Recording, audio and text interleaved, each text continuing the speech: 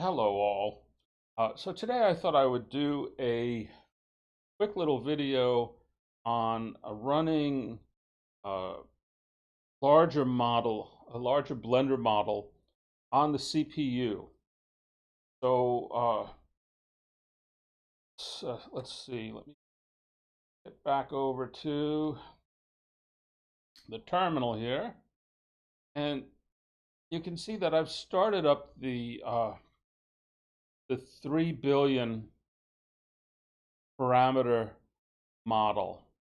And I was unable to do this previously because I have a 4 GB GPU, and I just didn't have enough memory in the GPU to run this. So what I've done here, I'm going to stop this.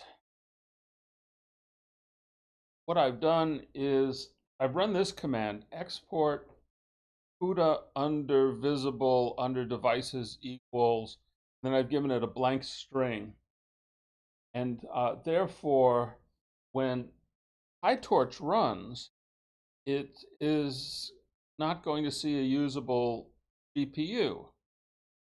And therefore, it's not going to fill up the memory on the GPU. So once this is done, then I can run this script here. Make this a little larger so you see it better.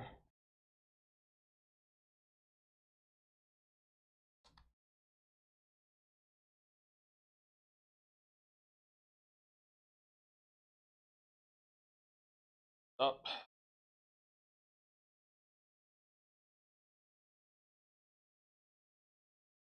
All right, well, this is the 9 billion model. This one still wouldn't run. Uh, I I don't have enough. I've only got 32 gigabytes of memory. And so when the 32 gigabytes filled up, then this just hung the system. But it will run the 3 gigabyte model. And so I'll just start that going here and put this aside. And we're going to watch over here the memory utilization.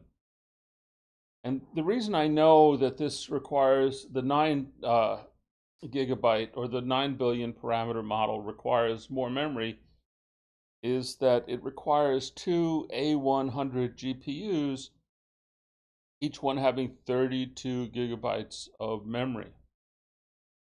And those are they're $12,500 each.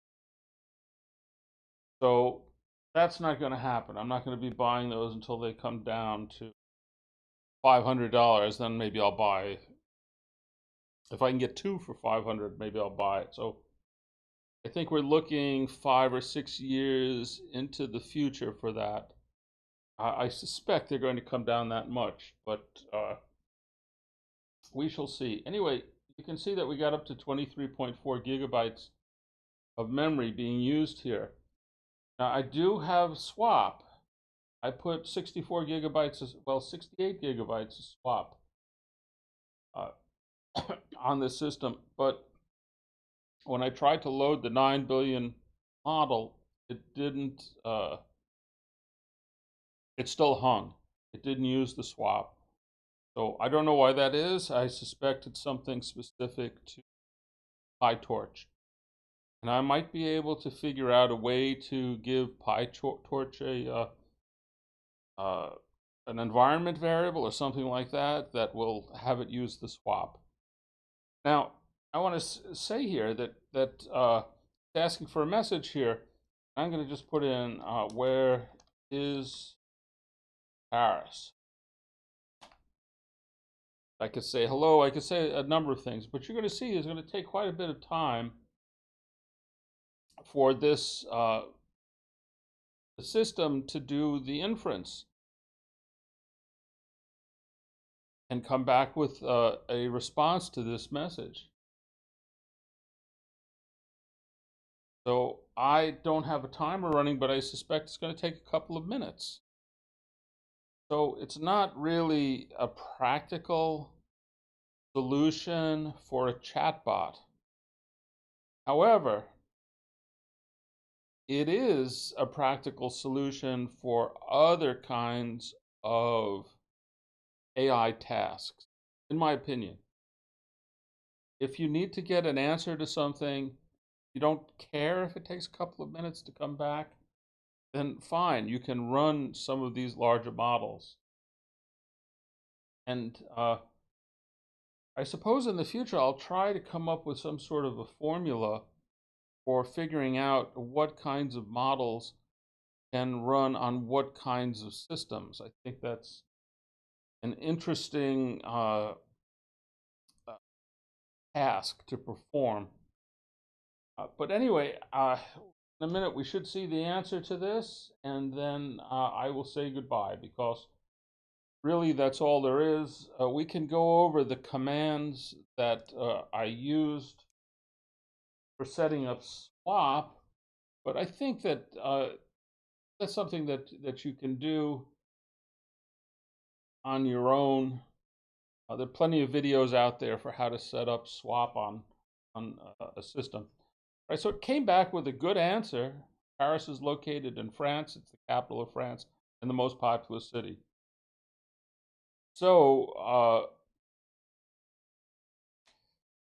I suspect that this is going to be a going to come up with much better responses than the 900 megabyte parameter model, which I didn't think was very good, but it was quick. It came back with responses very quickly, so it was usable in that respect, but not very smart. This model seems to be smarter, but very slow. So take that for what it's worth. And I'm just going to hit Control C here and get out. I hope you found this interesting, and maybe this is something that you've been wanting to try. So go ahead and just use that export command, CUDA under visible, under devices equals, and then quote, quote. I thank you for watching. Bye-bye.